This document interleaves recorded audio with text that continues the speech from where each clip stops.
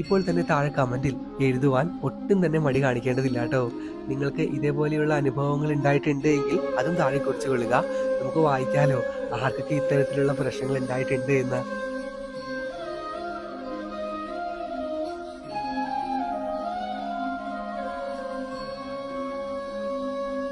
ശ്രേഷ്ഠ വചനങ്ങൾ ഭാഗം 197. നിന്റെ ഉറ്റ സുഹൃത്തിനെ ശ്രദ്ധിക്കുക, സൂക്ഷിക്കുക, കാരണം അവൻ നിന്നെ അത്രമേൽ സ്വാധീനിച്ചേക്കാം. ഹരേ കൃഷ്ണ. നമസ്കാരം. നമ്മൾ എല്ലാവരും നിത്യേന ഉപയോഗിക്കുന്ന വസ്തുക്കൾ, പെരുമാറുന്ന വസ്തുക്കൾ ഉണ്ടല്ലോ, ആയതിനെല്ലാം ജീവനില്ലെങ്കിൽ പോലും നമ്മുടെ സ്വഭാവം ലഭിക്കുമെന്ന് പറഞ്ഞു കഴിഞ്ഞാൽ നിങ്ങൾ വിശ്വസിക്കുമോ? എങ്കിൽ വിശ്വസിക്കണം കേട്ടോ. അങ്ങനെയുണ്ട്. ഒരു ഭക്തൻ അല്ലെങ്കിൽ ഭക്ത എന്ന നിലയിൽ ഈ ഒരു കാര്യം പ്രാർത്ഥനയിലും നമ്മുടെ മതവിശ്വാസങ്ങളിലും എങ്ങനെയാണ് ബന്ധപ്പെട്ട് കിടക്കുന്നത് എന്നതിനെ കുറിച്ചാണ് ഇന്നത്തെ ഈ വീഡിയോയിലൂടെ നാം പറയുവാൻ പോകുന്നത് കേട്ടോ. ഇതിൽ നമ്മുടെ ആത്മമിത്രങ്ങൾ കടന്നു വരുന്നുണ്ട്, കുടുംബാംഗങ്ങൾ കടന്നു വരുന്നുണ്ട്, അങ്ങനെ പലരും കടന്നു വരുന്നുണ്ട് കേട്ടോ. അത്രമാത്രം ഭക്തജനങ്ങൾക്ക് ഉപകാരപ്പെടും ഇന്നത്തെ ഈ വിഷയം. നിത്യജീവിതത്തിൽ നിങ്ങൾ ചിലപ്പോൾ അത്ഭുതപ്പെട്ടേക്കാം ചില കാര്യങ്ങൾ, യാഥാർത്ഥ്യങ്ങൾ പറയുമ്പോൾ. എന്നത്തെയും പോലെ തന്നെ നിങ്ങളെ നിരാശപ്പെടുത്തില്ല. അറിവുകളുടെ ഒരു പെരുമഴ തന്നെയായിരിക്കും ഇനി അങ്ങോട്ടേക്കുള്ള ദിവസങ്ങൾ. ആയതിനായി സ്ഥിരമായിട്ട് ഇപ്പോൾ ഗ്രന്ഥങ്ങൾ വായിക്കുന്നുണ്ട്. തീർച്ചയായും ഭക്തജനങ്ങൾ മുഴുവനായി തന്നെ കാണുക കേട്ടോ. വീഡിയോകൾ പറയുന്ന ഓരോ കാര്യങ്ങളും ശ്രദ്ധാപൂർവം കേട്ടുകൊള്ളുക. പിന്നെ ഒരു മടിയും കാണിക്കേണ്ടതില്ല. ഇപ്പോൾ തന്നെ ചെറുതായിട്ടൊന്ന് ലൈക്ക് ചെയ്യുന്ന കാര്യം കൂടി പരിഗണിക്കാം. മറ്റുള്ള ഭക്തജനങ്ങളിലേക്ക് നമ്മുടെ വീഡിയോകളും ചാനലും എല്ലാം അയച്ചു നൽകുകയും ചെയ്യുക. ശരി, അപ്പോൾ ഒട്ടും തന്നെയും ദീർഘിപ്പിക്കുന്നില്ല. ഭഗവാന്റെ നാമത്തിൽ തന്നെ നമുക്ക് തുടങ്ങാം. ഇപ്പോൾ നിങ്ങൾ കരുതുന്നുണ്ടാകും, എന്തായി പറയണേ, ജീവനില്ലാത്ത വസ്തുക്കൾക്ക് നമ്മുടെ സ്വഭാവം ലഭിക്കുമെന്നോ? ഇതൊക്കെ വെറുതെ പറയാണ്, അങ്ങനെയൊന്നുമില്ല എന്നൊക്കെയാവും പല ഭക്തജനങ്ങളും ചിന്തിക്കുന്നത്. പക്ഷെ അതിൽ ഒരു യാഥാർത്ഥ്യമുണ്ട്. മനഃശാസ്ത്രപരമായി ഇത് തെളിയിച്ചിട്ടുള്ളതുമാണ്. നമ്മുടെ മറ്റുള്ള വീഡിയോകൾ പോലെ തന്നെ ഉദാഹരണത്തിലൂടെ ഭക്തജനങ്ങൾക്ക് ലളിതമായി ഇതിനെക്കുറിച്ച് മനസ്സിലാക്കി തരാം. പഴയ സാധനങ്ങളെല്ലാം അല്ലെങ്കിൽ സെക്കൻഡ് ഹാൻഡ് സാധനങ്ങളെല്ലാം വിൽക്കുന്ന ഒരു കടയിൽ നിങ്ങൾ ചെല്ലുകയാണെന്നിരിക്കട്ടെ. നമ്മളവിടെ ചെല്ലുന്നു, വീട്ടിലേക്ക് ആവശ്യമായിട്ടുള്ള എന്തെങ്കിലും വസ്തുക്കളൊക്കെ ഉണ്ടോ എന്ന് പരതുകയാണ്. പെട്ടെന്നാണ് നമ്മുടെ കണ്ണിൽ ഒരു കത്തി, വളരെ അതിമനോഹരമായിട്ടുള്ള ഒരു കത്തി കണ്ണിൽ പെടുന്നത്. അത്രമേൽ ഇഷ്ടപ്പെട്ടത് കൊണ്ട് തന്നെ ആ കത്തിയുമായി നമ്മുടെ വീട്ടിലേക്ക് വരുന്നു. അടുക്കളയിൽ ഉപയോഗിക്കുവാൻ വളരെയധികം നല്ലതാണ് എന്നുള്ള ചിന്തയാലായിരിക്കും നമ്മൾ വരിക. പക്ഷെ അതിൽ മറഞ്ഞിരിക്കുന്ന ഒരു കാര്യമുണ്ടായിരുന്നു. നമ്മൾ അറിഞ്ഞിരുന്നില്ല ആ കത്തി ഒരു കൊലയാളി കത്തിയായിരുന്നു എന്ന്. 3-4 പേരെ കൊല്ലുവാൻ ഉപയോഗിച്ച ഒരു കത്തിയായിരുന്നു അത്. ഇതൊന്നും അറിയാതെ നമ്മൾ പിറ്റേ ദിവസം സാധാരണ പോലെ കത്തിയുമായി പെരുമാറുവാൻ തുടങ്ങുന്നു. അടുക്കള കാര്യങ്ങൾക്കും പച്ചക്കറി അരിയുവാനുമെല്ലാം ആ കത്തി ഉപയോഗിക്കുന്നു. പെട്ടെന്നാണ് നമ്മുടെ ഭർത്താവോ ഭാര്യയോ വീട്ടിലേക്ക് അല്ലെങ്കിൽ അടുക്കളയിലേക്ക് കടന്നു വരുന്നത്. എന്തൊക്കെയോ കാര്യം പറഞ്ഞുകൊണ്ട് നമ്മൾ ആ വ്യക്തിയുമായി വഴക്ക് കൂടുകയാണ്. പെട്ടെന്ന് ഒരു വഴക്കിലേക്ക് അത് കലാശിക്കുന്നു. പിന്നെ എന്താ സംഭവിച്ചത്?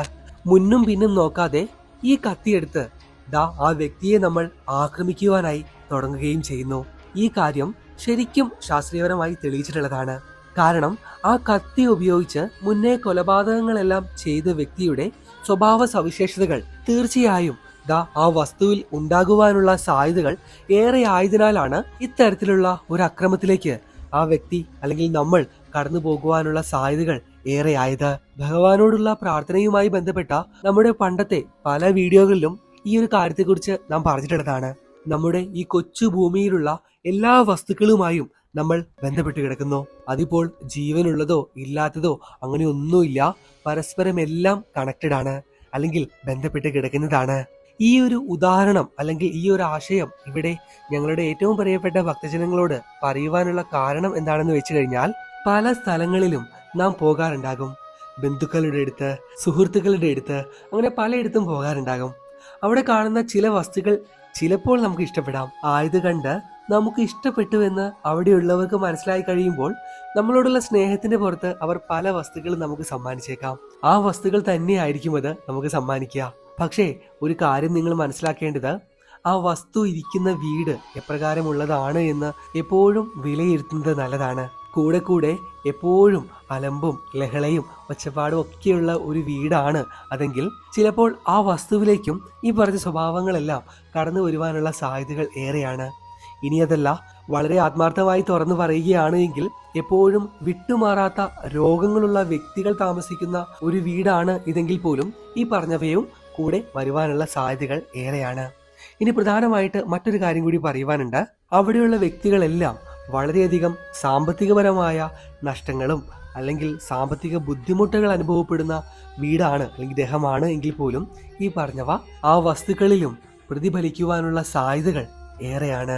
ശരിക്കും പറഞ്ഞാൽ ചില കാര്യങ്ങളൊക്കെ പറയുമ്പോൾ വളരെ ബുദ്ധിമുട്ട് തോന്നാറുണ്ട്. പല സത്യങ്ങളുടെയും മുഖം വികൃതമാണ് എന്ന് പറയുന്നത് ഇതൊക്കെ കൊണ്ടാണ്. നമ്മൾ എല്ലാവരും ഭഗവാനെ അത്രമേൽ ആരാധിക്കുകയും പൂജിക്കുകയും പ്രാർത്ഥിക്കുകയും ചെയ്യുന്ന ഭക്തരാണ്.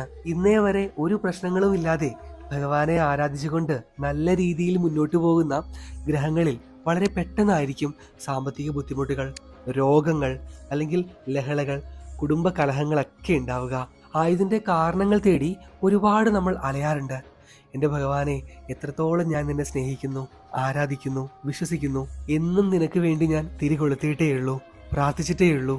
പക്ഷേ വളരെ പെട്ടെന്നാണല്ലോ എൻ്റെ ജീവിതം എല്ലാം തകിടം മറിഞ്ഞത്. എന്തായിരിക്കും ഇതിൻ്റെ എല്ലാം കാരണമെന്ന് നാം ഒരുപാട് ചിന്തിച്ചു കൂട്ടുന്നുണ്ടാകാം. ചിലപ്പോൾ ഈ പറഞ്ഞവയുമൊക്കെ നമ്മുടെ പ്രശ്നങ്ങളുടെ കാരണങ്ങളായി വർത്തിക്കാറുണ്ട്. അതുകൊണ്ട് ഏറ്റവും ചുരുക്കി പറഞ്ഞു കഴിഞ്ഞാൽ കണ്ണി കണ്ട സാധനങ്ങളൊക്കെ എടുത്ത്, ഇഷ്ടപ്പെടുന്നവയൊക്കെയും എടുത്ത് വീട്ടിലേക്ക് കൊണ്ടുവരാതിരിക്കുക, പൂജിക്കാതിരിക്കുക, ആരാധിക്കാതിരിക്കുക. പ്രത്യേകാൽ പൂജാമുറിയിലൊക്കെ കൊണ്ടുവയ്ക്കുന്ന പരിപാടി ഉപേക്ഷിച്ച് കളയുക. എപ്പോഴും നല്ലതിനെ മാത്രം സ്വീകരിക്കുവാൻ ഭക്തജനങ്ങൾ എല്ലാവരും ശ്രദ്ധിക്കുക കേട്ടോ, അല്ലെങ്കിൽ ശ്രമിക്കുക കേട്ടോ. ഇന്നത്തെ വിഷയം ഇത്ര മാത്രമേ ഉള്ളൂ. ഞങ്ങൾക്ക് ഉറപ്പുണ്ട് ഇന്നത്തെ ഈ വിഷയം ഭക്തജനങ്ങൾക്ക് എല്ലാവർക്കും അത്രമാത്രം ഉപകാരപ്രദമായി കാണുമെന്ന്. ഉദാഹരണങ്ങളൊക്കെ കൂടി പറഞ്ഞത് കൊണ്ട് ലളിതമായി തന്നെ ഭക്തർക്കത് ഗ്രഹിക്കുവാനായി, മനസ്സിലാക്കുവാനായി സാധിച്ചു എന്നും കരുതുന്നു. നിങ്ങളുടെ വിലപ്പെട്ട അഭിപ്രായങ്ങൾ അതെന്ത് തന്നെയായാലും ഇപ്പോൾ തന്നെ താഴെ കമൻറ്റിൽ എഴുതുവാൻ ഒട്ടും തന്നെ മടി കാണിക്കേണ്ടതില്ല കേട്ടോ.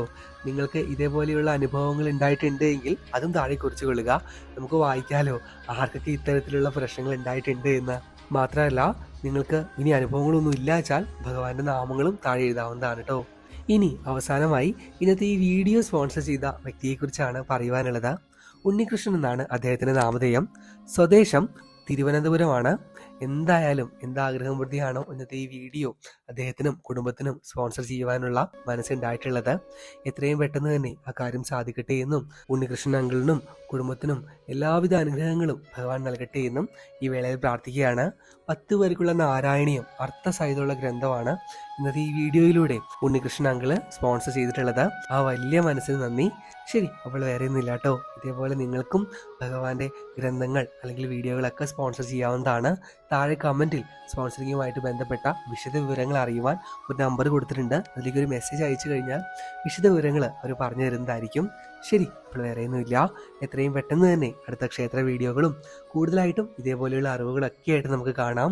ഭഗവാൻ ആ കള്ള കണ്ണൻ എല്ലാ ഭക്തജനങ്ങളെയും 2 കൈയും നീട്ടി ഈ വേളയിൽ അനുഗ്രഹിക്കട്ടെ എന്ന് പ്രാർത്ഥിച്ചുകൊണ്ട് നിർത്തുന്നു.